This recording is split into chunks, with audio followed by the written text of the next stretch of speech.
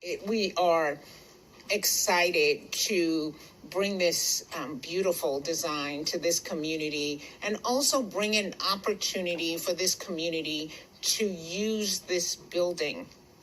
And we shared with them that the schools belong to the community and you have the right to utilize the schools. And what would you like to see? And one of the men said in the audience, "Are you asking us to dream?"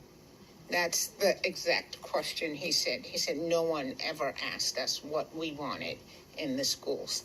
And we said to him, "The schools belong to you." And they hadn't been said, no one had said that to them before. And so they have really been an integral part of this planning process.